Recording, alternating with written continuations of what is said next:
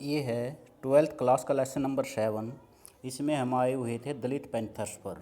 दलित panthers जिसका ये आंदोलन था, जिसका निर्माण महाराष्ट्र में किया गया। वहाँ के जो दलित छात्र थे 1972 में। तो अब हम इसके बारे में पढ़ेंगे। By the early 1970s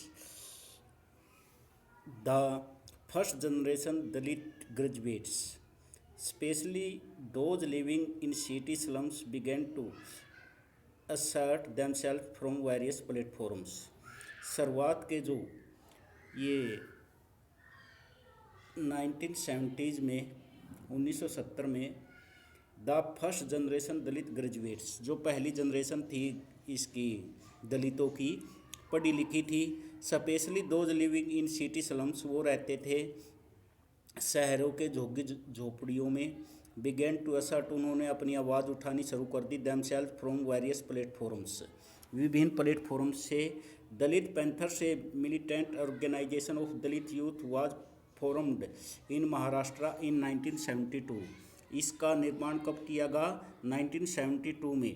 as a part of these assertions, ये एक भाग था किसका? आवाज़ उठाने का। In the post independence period, इस आज़ादी के बाद के समय में।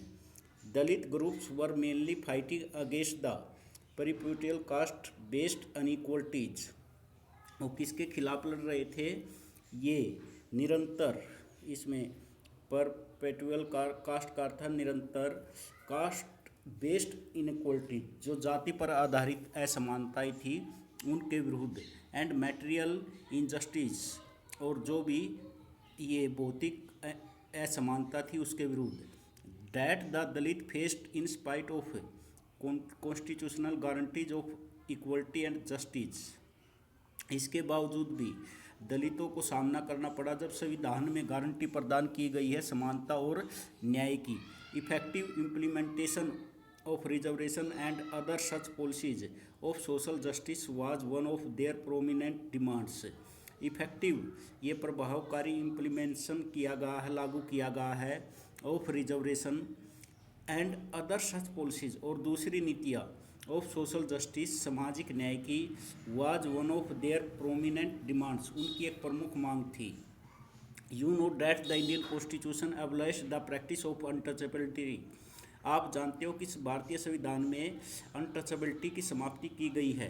The government passed laws to that effect in the 1960s and 1970s। सरकार ने ये कानून पास किया गया प्रभावकारी ढंग से 1960 के दशक में, 70 के दशक में।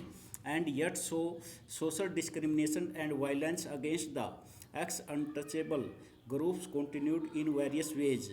फिर भी क्या है, ये कानून बनाने के बाद भी डिस्क्रिमिनेशन, भेदभाव किया जाता है, एंड वायलेंस, और हिंसा की जाती है अगेंस्ट द अनटचेबल, इसके विरुद्ध जो अछूत समूह हैं। कंटिन्यूड इन वेरियस वेज, विभिन्न तरीकों से। Dalit settlements in villages continue to be set apart from the main village.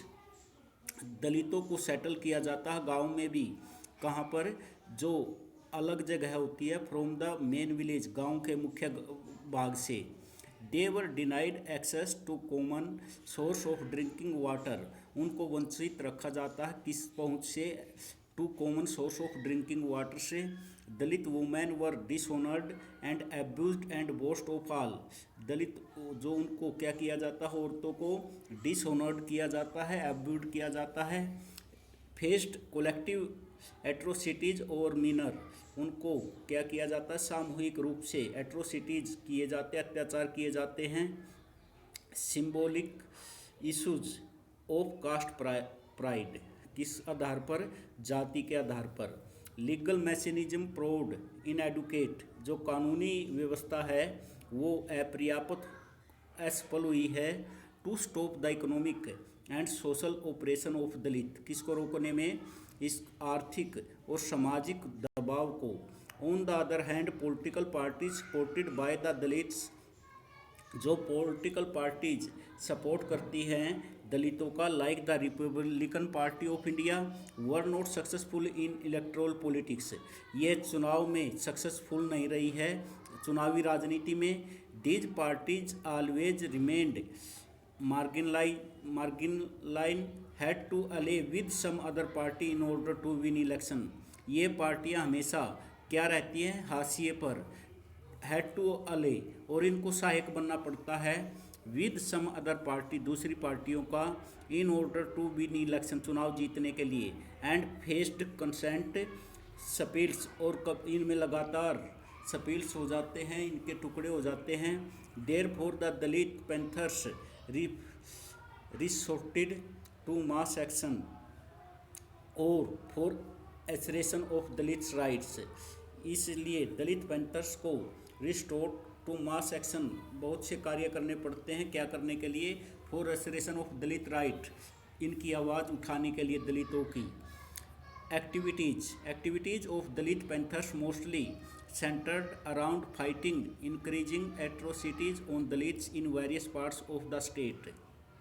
जो क्रियाएं हैं दलितों पैंथर्स की, ये मोस्टली फाइटिंग अराउंड फाइटिंग, ये लड़ रहे हैं इंक्रीजिंग एट्रोसिटीज़, किस बढ़ती हुई जो एट्रोसिटीज़ हैं, जो अत्याचार हैं, on Dalits in various parts of the state, विभिन्न भागों में राज्यों के, as a result of sustained agitation, इसके परिणाम स्वरूप लगातार आंदोलन होते हैं, on the part of Dalit Panthers along with, उन भागों में जो दलितों के क्षेत्र हैं, other like minded organisation over the issues of atrocities against Dalit, उन मुद्दों पर जो अत्याचार किए जाते हैं दलितों पर।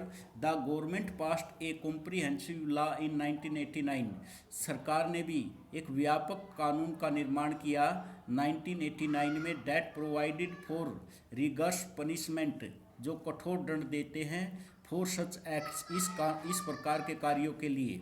The larger ideological agenda of the Panthers was to destroy, जो एक बड़ा आइडियोलॉजिकल विचारधारक का एजेंडा है, of the Panthers was to destroy the caste system, जो नष्ट करता है इस कास्ट सिस्टम को, एंड टू बिल्ड, और निर्माण करता है, an organization of all approached section, जो कुचले गए सेक्शन हैं, like the landless poor peasants, जो भूमि रहित किसान हैं, and urban in industrial workers along with Dalits, और जो शहरों में क्या हैं, इंडस्ट्रियों में काम करने वाले मजदूर हैं, अलोंग विद दलित्स, जिनका संबंध किसके साथ है, दलितों के साथ।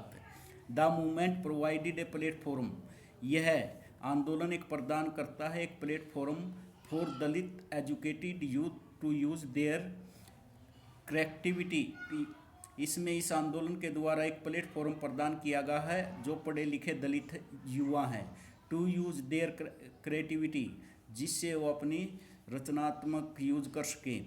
एज ए प्रोटेस्ट एक्टिविटी, इस आंदोलन के दौरान, इसके विरोध के दौरान दलित राइटर्स, दलित लेखक प्रोटेस्टेड अगेंस्ट, दलित राइटर्स क्या करते हैं, प्रोटेस्टेड करते हैं against the brutalities of the caste system in there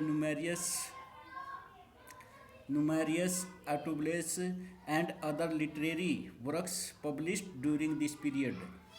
These works portraying the life experiences of the most downtrodden social section of Indian society sent shock waves in Marathi literary world, made literature more broad-based and representative of different।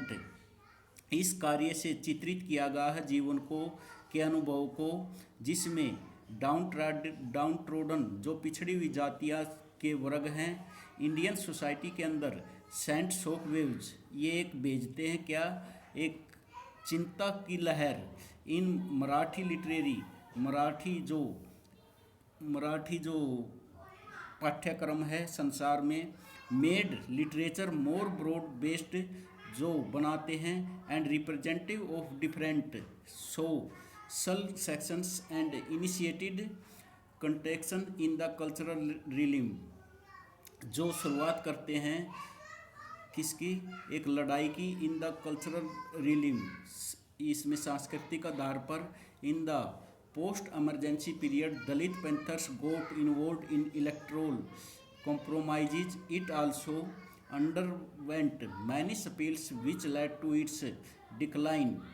इसमें post emergency के period में, जो emergency का period था, उसके बाद Dalit Panthers got involved in electoral चुनावी compromise में शामिल हुए.